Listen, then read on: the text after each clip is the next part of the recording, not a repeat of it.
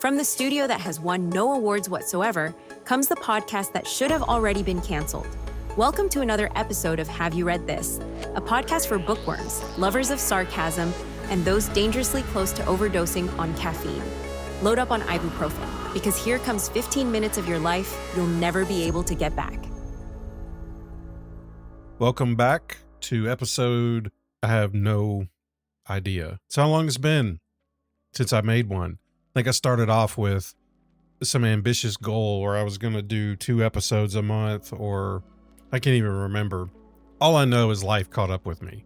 But I don't want you to get too excited because I haven't quit making episodes. I'm still here to destroy your ear holes. I just want to say, like, there's what I would say is being busy, and then there's what I have been doing.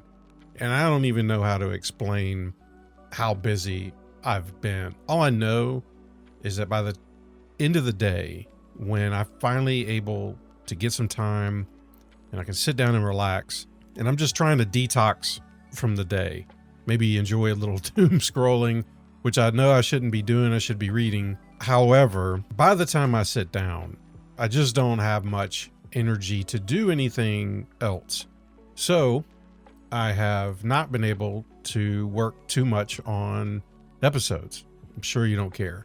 I've still been reading. The pace that I'm reading is nowhere near what it used to be. And in fact, I was trying to think about back when I was my goal that one year was trying to read 100 books. And I was just reading all the time. So my pace now, entirely different. You know what? That's fine. It really doesn't matter how many books we read each year. All that matters is that we're reading, and that's it. Before I get into this episode, I want to take some time to address some recent controversy involving myself on Twitter. And yes, I call it Twitter. I'm old enough, I just refuse to call it X. It was shortly after Goodreads made their announcement where they were creating a DNF shelf. Everybody was saying that one of the reasons this was great was you could count DNFs towards your reading goal. And I just remember reading that over and over again. I even went to their official announcement because I was just confused. How does not finishing something count towards your goal of finishing things? The only thing that kind of made sense, someone suggested that if you have a certain goal of, let's say you want to read this many pages per year. Okay, that makes sense. But the shelf is not set up that way, at least from what I can see. Like, you can't track pages, at least on the shelf where at the end of the year it says this is how many pages you've read. And I can't imagine being so uptight that I need to track the total number of pages read. Like, those people that do that are so uptight. Like, you could back up against a wall and suck out a brick. But anyway, I made some negative comments on Twitter. Very quickly, I was blasted. And I was told I need to go touch grass. And I was also told that my podcast was one giant pedantic grumble by someone who had never even heard of me. And when I asked, I was like, hey, which episode specifically do you feel that way about? And they said they'd never listened to anything. So they just judged everything entirely based on a 140 character tweet. Great. I didn't take into consideration just what a sensitive topic it would be to make a claim that the DNF shelf was probably stupid and that it shouldn't be used, and it shouldn't be used for a reading goal. I would like to take the time here to clear this up once and for all and make an official statement on behalf of myself and Have You Read This podcast. To clarify, no, I do not think the DNF shelf makes sense. To clarify, I think the DNF shelf is stupid. Furthermore, I do not think a book you couldn't finish should count toward a goal of books or pages that you have finished. Doing so is stupid. And it is stupid on a level that is beyond my comprehension. I would like to formally apologize to anyone who is offended by this truth, and may God have mercy on your soul.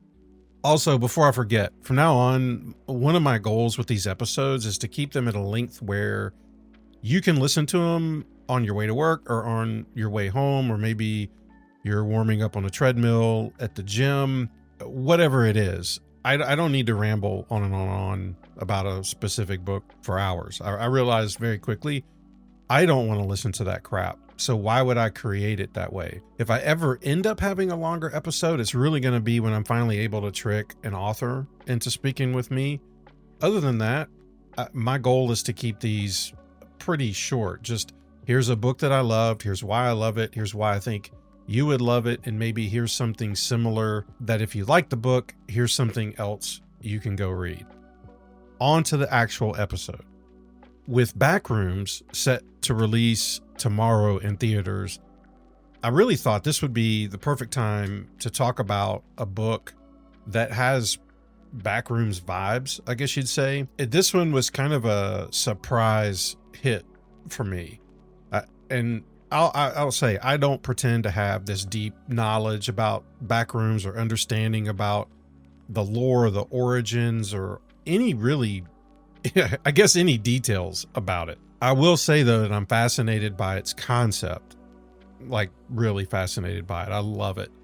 And I found myself one day searching for books that had similar vibes to that. I wanted to read something like that. One of the books that was suggested to me was Piranesi by Susanna Clarke.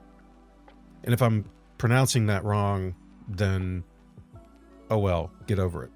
So what is this about? The best thing to do is to give you a little glimpse from the synopsis. Piranesi's house is no ordinary building. Its rooms are infinite, its corridors endless, its walls lined with thousands upon thousands of statues. Within the labyrinth of halls, an ocean is imprisoned, and waves thunder up staircases while rooms are flooded in an instant. But Piranesi is not afraid. He understands the tides, and he understands the pattern of the labyrinth itself. He lives to explore the house. There's one other person in the house, a man called the Other, who visits Piranesi twice a week and asks for help with research into a great and secret knowledge. But as Piranesi explores, evidence emerges of another person, and a terrible truth begins to unravel, revealing a world beyond the one Piranesi has always known. So what I understand from the Backrooms, at least so far, and I'm going to butcher this, so Backrooms fans, please don't come at me, but you can basically transfer in and out, like to no clip in, no clip out. I think that's the term that I've seen online. And that's eerily similar to this book, except at the beginning, you don't know how Piranesi has even come to be in this place. So the story follows him as he explores, and I would say documents his life within this structure, this labyrinth. And I think he actually refers to it as his house. You could also say that this is his entire world. And you know, now that I think about it, one of the other books that this kind of reminds me of, at least with this infinite type location, if you will, is A Short Stay in Hell, which is another fantastic book. I don't think that one's backroom vibes related, but if you haven't read it, put that one on your list. There's so much mystery surrounding the story. Like I said, how did he end up here in the first place? And where is here? Exactly. Is this sci-fi fantasy? Is he on another planet? You don't know what even happened to these human skeletons he finds while exploring. Like, who were these people? Why is he alone? Why are gas prices so high? Why do we need a ballroom? Okay, getting sidetracked. Piranesi's journals, and I think to some extent his memory, track where certain statues are. He even has some of his favorites.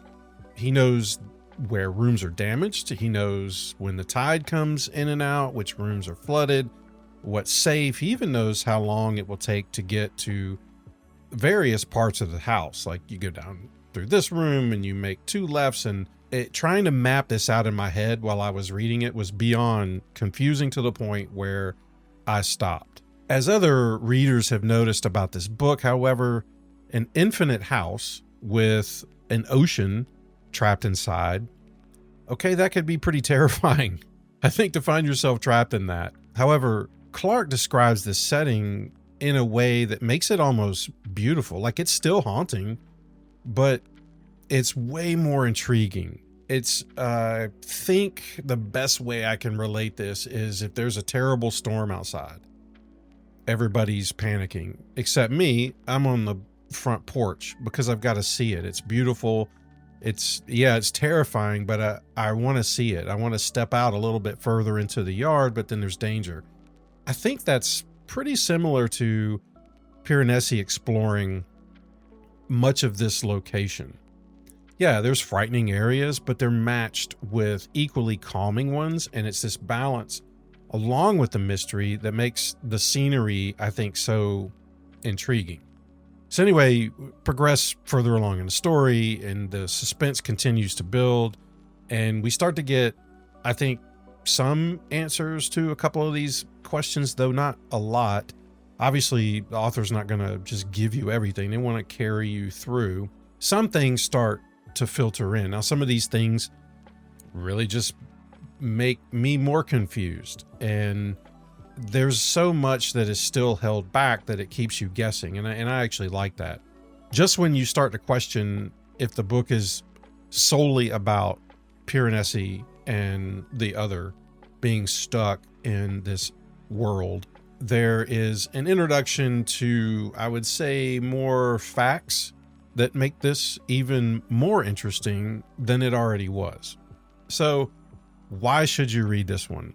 I can give you the synopsis. You can go read the thing yourself and read all these reviews, but obviously you're listening to this because you understand that everybody on Twitter was wrong about me. You understand that I'm right, that I present nothing but facts here on this podcast. So clearly you want my opinion, right? So I was trying to think about it. Like, if I was trying to explain this to somebody, like, okay, why do I think everybody should read this? First, if you love the Backrooms, or better yet, that liminal space kind of vibe, I think that alone would be enough of a reason for you to pick this book up and start reading it. Another reason is the world that's created here, and the one that Piranesi finds himself in was superbly crafted to keep readers engaged and to keep them guessing what is around the next corner. There were so many times where I thought this could go so many different directions. This could easily turn into splatterpunk if they had wanted it to. It could be extreme horror. It could be really a lot of different things here. But there's a subtle beauty in this world which is hard to not want more answers from, yet at the same time, I find myself not wanting to leave it, but just really to enjoy it. I guess the final thing was I really liked how it was wrapped up in the end. That is so hard, I would imagine, for an author. You could have this beautiful story, and if you screw up that ending, it makes the whole book suck. And I think that that's the case for me anyway. Very rarely would I say, wow, 95% of that book was fantastic, you should go read it. But then the ending is terrible. Usually if the ending sucks, I don't want to recommend it anyway, because I don't want you to get let down. But the ending wasn't entirely what I expected. And that's a good thing. This is a short book. It's like, I think 245 pages, somewhere around there. But it really felt a whole lot shorter than that. And I think regardless of what kind of genre book you prefer, I could see just about everybody picking this up and enjoying it. So according to reviewers, I was reading somewhere, this one's said to be getting adapted into a film, and not just any film, it's going to be stop motion. I hate to say it, but it sounds like this is a straight to Netflix release. I'm still want to see it, just not entirely sold on the stop motion aspect, but maybe that's the only way to pull off the world that Piranesi is in. So anyway, I've like I said, I've still been reading. If you follow me on Goodreads, you can kind of see the stuff that I've been checking off the list. Right now, I'm in the middle of reading a book called Monarch by Eric Fox. Saw this dude on TikTok, and this is another example of why authors, you need to be out there on social media talking about your books, because there's people like me that are wanting different authors, and you presenting your books is way more powerful than seeing it on like a publisher site. Of course, they're going to talk about it. I want to hear from the author. What were you thinking? And if I remember right, this dude was basically saying like, he needs to be on social media talking about his book, but it's not one of his favorite things to do. He just wasn't a huge fan of that. And I was like, well, you know what? I kind of get that. There's a lot of times where I hate social media and I would hate having to talk myself up, but I also understand I need to market this thing that I've created. So I went and read the synopsis and a lot of the stuff that he said, and Monarch's this detective murder mystery type deal, and I thought I'd give it a shot. And it's been sitting on my shelf. I think I bought it in October and just now started reading it. And I got to say, I think it's an awesome book so far. It's checking off all the boxes for me. And I swear, if this ending sucks, I'm going to mail it back to Eric with a bag full of my dog's crap. But so far, so good. And I got to say, it's got a similar feel to the movie Seven. And in some areas, a little bit of Silence of the Lambs. I don't know. I was just hooked from the start. So I'm really excited to see where this goes. It's a serial killer kind of vibe, but it's a little bit different take on everything else I've seen. And I feel like sometimes I've seen so many daggone movies and I've read so many books. It's hard to come up with something kind of unique, but so far, here it is. This is something unique. So I'm like really excited. And I think even he's got a follow-up to this. So props to Eric so far. But I guess if you never hear an episode about it, then maybe that means that the ending let me down. I don't know. Maybe we'll do one anyway. Regardless, we're done with the episode. If you liked the show, if you loved what you heard, please tell a friend. And if you hated it, tell an enemy. I like spite listens. Those help my numbers. If you really did actually enjoy this, honestly, go see a professional. Or at least leave a review so I can feel something other than mild disdain. If I had sponsors, this would be where I would tell you all about them. But since I don't, go visit haveyoureadthispodcast.com, click on the shop, and buy some things. And remember, most importantly, our advice from Twitter, don't forget to go outside and touch some grass. Until next time.